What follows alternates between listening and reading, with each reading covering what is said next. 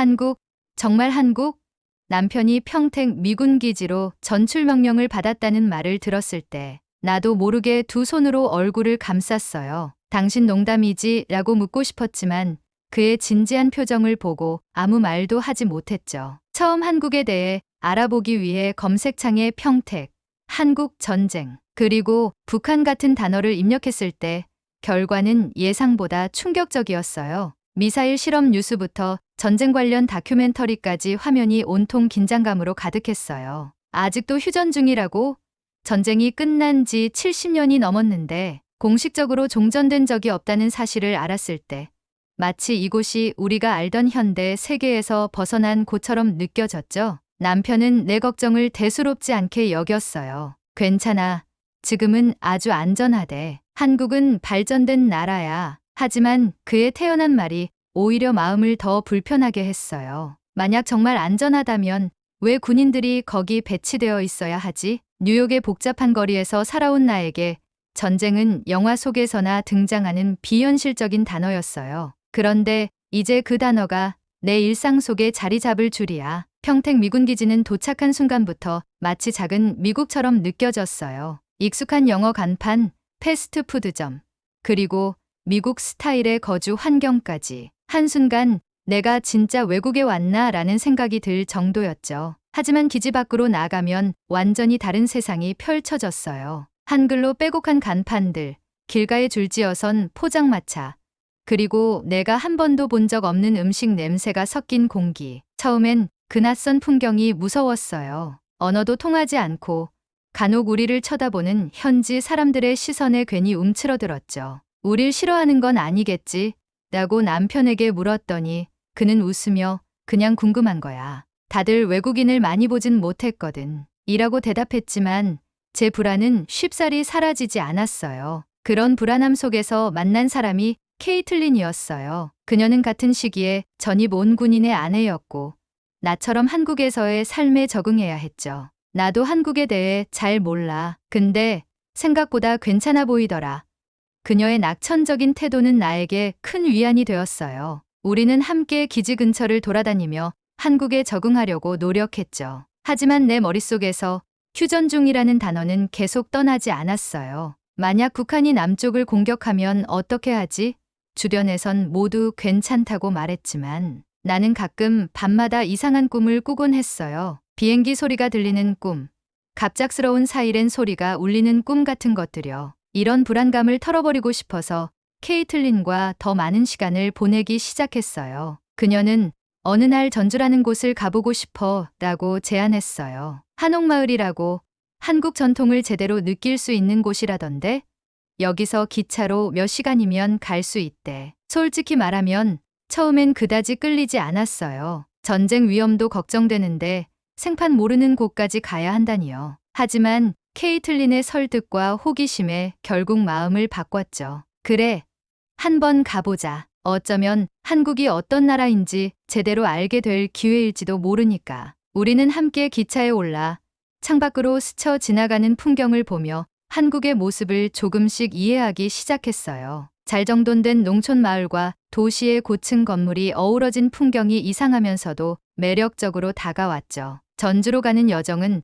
마치 낯선 세계로의 모험처럼 느껴졌어요. 그곳에서 내가 어떤 한국을 만나게 될지 조금은 기대되기도 하고 조금은 두렵기도 했죠. 기차가 전주역에 도착하자 낯선 공기가 피부에 와 닿았어요. 전주의 첫인상은 생각보다 조용하고 평화로웠지만 어디를 가야 할지 막막한 기분은 여전했죠. 케이틀린이 캐리어를 질질 끌며 말했어요. 여기서 한옥마을이란 데까지 어떻게 가지?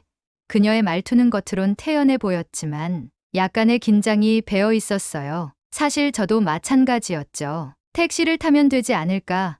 저는 그렇게 말하며 손을 들어 택시를 잡았어요. 기사님은 친절하게 웃으셨지만 우리에게 한국어로 뭐라고 물어보셨고 그 순간 우리는 동시에 얼어붙었죠. 한옥마을이요?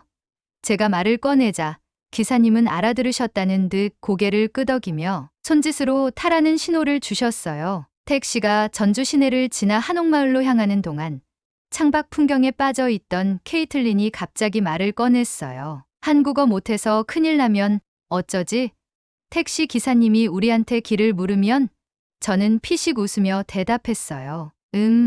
그냥 웃으면서 고개를 끄덕이자. 그게 최선이야. 한옥마을에 도착하자 우리가 상상했던 것보다 훨씬 더 고즈넉하고 아름다운 풍경이 눈앞에 펼쳐졌어요. 전통적인 기와지붕들이 줄지어 늘어선 골목길, 한복을 입고 걸어다니는 사람들, 그리고 어디선가 들려오는 국악 같은 배경음악까지 모든 것이 이국적이면서도 따뜻하게 느껴졌죠. 케이틀린은 연신 감탄하며 사진을 찍기 시작했어요. 하지만 몇 분이 지나자 우리는 현실적인 문제에 직면했어요. 여기서 뭘 해야 할지 전혀 모르겠어. 케이틀린이 주변을 두리번거리며 말했어요. 그때 한복을 입은 사람들이 줄 서 있는 작은 가게가 눈에 띄었고 우리는 무작정 그 줄을 따라갔어요. 가게 안에 들어가 보니 전통 음료와 떡을 파는 곳이었어요. 메뉴판에는 한국어로만 적혀 있었고 우리는 아무것도 이해할 수 없었죠. 결국 무작위로 손가락으로 가리켜 주문한 음료와 떡이 눈앞에 놓였어요. 케이틀린이 한 모금을 마시더니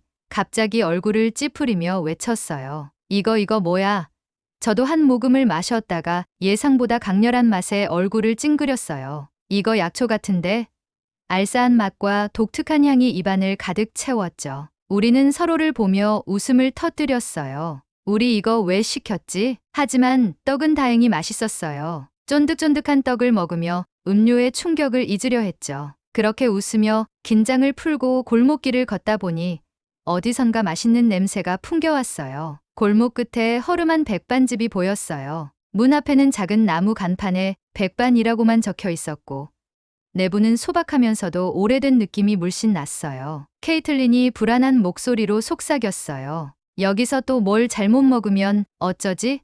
저도 약간 걱정이 됐지만 이왕 전주에 온 김에 제대로 된 한국 음식을 맛보고 싶었어요. 가게 안으로 들어가니 나이 지긋하신 할머니가 무뚝뚝한 얼굴로 우리를 쳐다보셨어요. 우리는 조용히 인사를 하고 자리에 앉았지만 메뉴판이 보이지 않았어요. 할머니는 아무 말도 없이 물컵을 내려놓고 주방으로 들어가셨어요. 할머니의 불친절함에 기분이 상했지만 뭐 어쩌겠어요. 한국은 원래 좀 이런가 보다 했죠. 잠시 후 할머니는 밥과 찌개, 그리고 다양한 반찬을 한가득 가져오셨어요. 테이블은 금세 반찬들로 빼곡해졌죠. 김치, 나물, 조림, 전까지 그야말로 작은 잔치상이었어요. 케이틀린은 눈을 동그랗게 뜨며 속삭였어요. 이거 다 우리가 먹으라는 거야? 돈 더 내야 하는 거 아니야? 하지만 할머니는 음식을 놓고 나가시며 우리를 한번 흘깃 쳐다봤을 뿐 아무 말도 하지 않으셨어요. 우리는 조심스럽게 한 입씩 먹기 시작했는데 모든 음식이 입안에서 녹아내리는 듯한 맛이었어요. 진짜 맛있다. 케이틀린이 감탄했어요. 저도 고개를 끄덕이며 더 많은 반찬을 집어먹었죠. 그런데 식사가 한창일 때 할머니가 다시 주방에서 나오시더니 우리를 쳐다보며 한국어로 뭐라고 말씀하셨어요. 목소리는 단호했고 우리는 순간 당황했어요. 뭐라고 하신 거야? 우리가 뭘 잘못했나? 케이틀린이 얼어붙은 얼굴로 물었어요. 저도 불안했지만 그저 웃으며 계속 먹어보자. 뭔가 오해한 걸지도 몰라 라고 말했죠. 하지만 할머니는 곧 주방으로 돌아가시더니 더 많은 반찬을 가져오셨어요. 이번에는 많이 먹어야지. 이렇게 찔끔 먹어서 배가 차겄어 라며 손짓까지 하셨어요. 우리는 허겁지겁 반찬을 먹기 시작했어요. 안 먹으면 혼날 것 같았거든요. 맛있기도 했고요. 결국 우리는 테이블에 있는 모든 음식을 비웠고 할머니는 그제야 흡족한 미소를 지으셨어요. 잘들 먹었어? 라고 하며 우리를 칭찬하셨죠. 그제야 긴장이 풀리며 우리는 서로를 보며 웃음을 터뜨렸어요. 근데 팁까지 해서 얼마를 드려야 하나 생각하고 있는데 16,000원 내고 후딱 또 구경요 라는 말씀에 계산하고 나오는데 코피 한 잔씩들 허고가 라며 우리를 붙잡으셨어요. 할머니가 타주신 스틱커피도 정말 맛있었어요. 전주에서 첫 식사를 마친 우리는 뭔가 알 수 없는 행복감을 느끼고 있었어요. 전주에서의 첫 경험은 긴장과 웃음, 그리고 따뜻한 한국의 정으로 가득 찼어요. 익숙하지 않은 문화에서의 실수와 오해는 우리에게 새로운 배움과 추억을 안겨주고 있었죠. 백반집 문을 나선 우리는 동시에 깊은 한숨을 내쉬었어요. 그 순간 느껴지는 해방감은 이루 말할 수 없었죠. 한껏 긴장된 상태에서 한상 가득한 음식을 해치우느라 웃을 틈도 없었지만 이제야 비로소 얼굴에 미소가 번졌어요. 케이틀린은 허리를 잡고 웃음을 터뜨리며 말했어요. 진짜 우리 할머니 훈련소에서 밥 먹은 기분이야. 밥 더 먹으라고 지시 내리시던 거 봤지. 그러니까 내내 눈치 보면서 먹었더니 진짜 땀난다. 그래도 정말 맛있긴 했어. 저도 웃음을 참지 못하며 대답했죠. 긴장감으로 뻣뻣해졌던 어깨가 조금씩 풀리는 게 느껴졌어요. 근데 솔직히 우리 남긴 거 없잖아. 칭찬받아도 될 자격 있지 않아? 케이틀린이 말하며 두 팔을 뻗어 스트레칭을 했어요. 저는 고개를 끄덕이며 동의했어요. 응. 그 정도면 우리 열심히 먹었지. 미국에서 저런 푸짐한 한 끼 먹으려면 $30는 기본일걸? 우리는 그런 이야기를 나누며 다시 한옥마을 골목을 걸어가기 시작했어요. 식사를 마친 뒤라 한결 여유로워졌고 주변 풍경을 제대로 살펴볼 수 있었죠. 기와 지붕 사이로 비치는 햇살, 나무문 뒤로 보이는 아담한 정원들, 그리고 전통 한복을 입고 사진을 찍는 관광객들의 밝은 표정까지 모든 게 그림 같았어요. 한옥마을 골목을 따라 걷던 우리는 길 모퉁이에서 고소한 냄새를 풍기는 작은 포장마차를 발견했어요. 그곳에서는 손님들이 길게 줄을 서서 무엇인가를 기다리고 있었죠. 케이틀린이 손가락으로 그곳을 가리키며 말했어요. 저건 또 뭐야?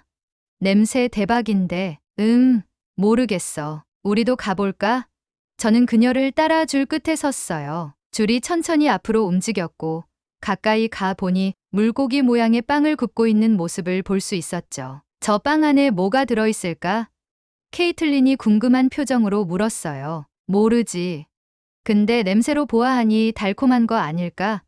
저는 자신 없는 추측을 던지며 줄이 줄어드는 것을 기다렸어요. 드디어 우리가 차례가 되었고 물고기 모양의 빵 2개를 손에 쥐게 되었어요. 따끈따끈한 빵을 받아든 순간 손끝으로 전해지는 따스함에 미소가 지어졌어요. 한 입 베어 문 케이틀린은 눈이 휘둥그레지며 말했어요. 오, 이거 완전 맛있어.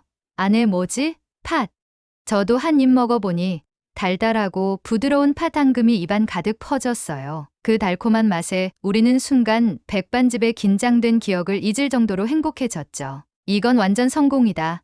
케이틀린이 웃으며 말했어요. 저도 고개를 끄덕이며 한 입 더 베어 물었죠. 우리 둘 다 빵을 손에 들고 골목길을 천천히 걸으며 다시 한옥마을의 매력을 즐기기 시작했어요. 붕어빵을 먹으며 걷던 중 골목 구석에서 작은 기념품 가게를 발견했어요. 유리창 너머로 아기자기한 전통 도자기와 한복 인형들이 놓여있는 모습이 인상적이었죠. 한번 들어가 볼까?